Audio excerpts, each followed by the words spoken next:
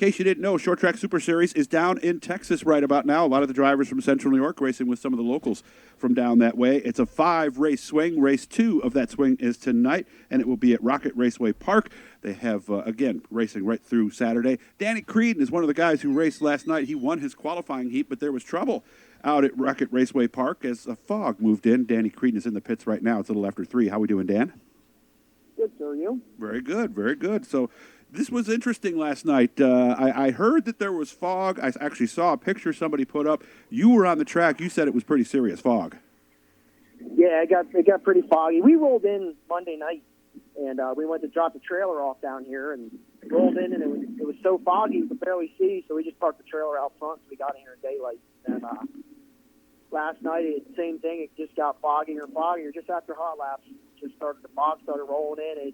It's such a dense fog that it just we had a hard time seeing on the racetrack the moisture on our shields and whatnot like that. And kind of happy it kind of postponed till today because the racing, the track is pretty cool. The track's just like Thunder Mountain.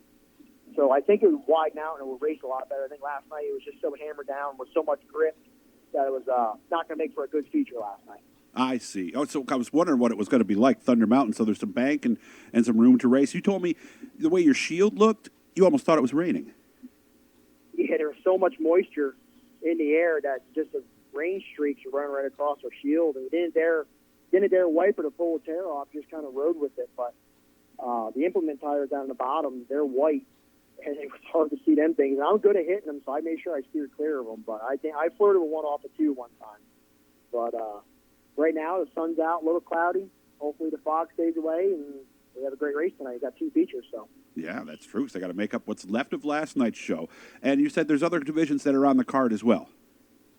Yeah, I don't know what they call them, like IMC modified style car. And then they got like a street stock style, like a pure stock class. But the cool thing with that is they got to run slicks, like no groove tires. So oh, really? That's going to be a pretty good race. And the IMC style cars, I think they call them limiteds or something like that. They, I watched the last heat race of that, and they look to be a pretty cool race too. So, like I said, the track is definitely fast. It's got some banking to it. It's almost like carbon copy of Thunder Mountain. Okay. So, like I said, once it widens out, I think it's going to be a really good race. Yeah, and of course, Dan has won his share of races at Thunder Mountain, so you're excited once you took a couple laps around the racetrack, huh? Yeah, me and Craig Whitmore actually put Craig Whitmore's car in our trailer, came down with, and as soon as he walked up and looked at it, he looked at me and goes, "This place is like Thunder Mountain." I said, "Sweet, like home sweet home, man." I definitely won some races at Thunder, and I still love that place. So nice. I got one there earlier this year, actually. What's your first impressions of Texas, and had you ever been before? No, never been down south like this in Texas. Farthest I ever went was Mississippi. Me and my mom and dad went go-kart racing down at Tunica. So this was, I think it was 23 and a half hours for us. It's flat, man. About 2 miles up the road, a tornado went through, and there's stuff tore all over. Really? But it's definitely flat. Yeah, oh, yeah. Yeah, so they were lucky down here. He said the fog and stuff last night was a little crazy. But it was all in all, it was a good trip. Flat tire on the trailer, nothing too crazy. Mm-hmm. And for once in my life, I didn't have to drive the rig. Dan Sherlock drove the rig, and so did Craig. So I got to sit in the old back seat and lounge around for once in my life. In case you're wondering about the picture we're showing, that's Fulton Speedway. Must have been Outlaw Weekend because it's October 3rd, 2009. Boy, that was a long time ago, huh, Dan? That was my one and only time at Fulton. I broke a dry shaft in a big block, and a small block at that time just wasn't enough. So I watched the 200 and never went back. Wow. It's amazing how we remember things like that. Because as I go through these pictures, I've got probably about 15 or 20 of Dan here. It's amazing how I remember the nights. I remember the places. It's amazing how our minds work that way sometimes, isn't it, Dan? Well, that's just a racer enough. That's how I remember phone numbers and everything else. It's always a race car number. Everybody's name on my phone is somebody with a race car number at the end of it. Like I was actually joking with Steve Beckwith the other day at Eastern States, or the other week, I should say, and joking around. He goes, "Well, you're needing help. You just give me a call." I said, "Hold on, make sure I got your phone number." Said, "Oh yeah, Steve 34, Pacetti, got it." He just laughs, shakes his head, drives away. Everybody's phone has a number after the end. That's how I remember everything. Yeah, and yours has a 16 as the last 2 numbers. Yep. So there you go. Wow. Dan just pointed. So as soon as he mentioned that, I went and looked at his number again. It's like, oh yeah, it's even the same thing. Ark-La-Tex tomorrow night, and then Boot Hill on Friday and Saturday. What do we hear about these 2 tracks? They say well, Ark-La-Tex is in the middle of nowhere, which no disrespect to these guys down here, but this racetrack's in the middle of nowhere, so Okay. only God knows where they're going to take us tomorrow. Hey, no neighbors to complain, right?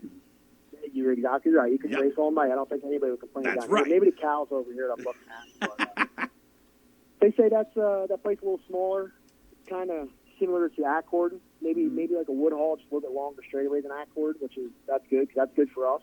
Okay. And then Boot Hill is something like kind of like where we're at now, but a little bit flatter. So probably almost like an Aspen type of deal, which is there again good for us also. Okay. So I'm happy they're small because the big track stuff, we don't have one of them big honking 440s.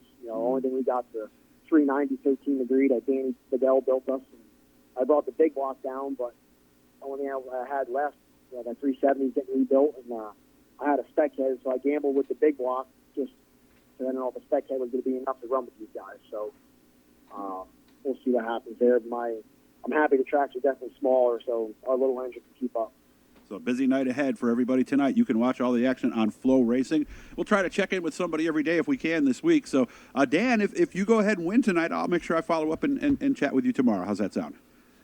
Sounds good. We win one of these things tonight. We're drinking beer tomorrow. There you go. All right. Well, hey, good luck with everything. I appreciate you picking up the phone because, again, he's all the way down in Texas. He'll be racing tonight. So, Dan, I appreciate your time, and we'll see you soon, I hope. All right, buddy. Thanks. We appreciate everything you do for us, Doug. I appreciate you saying that, man. Hit that blue E, turn on all your notifications, all that stuff. It's Doug's Dirt Diary on YouTube is what we're doing here with Danny Creeden.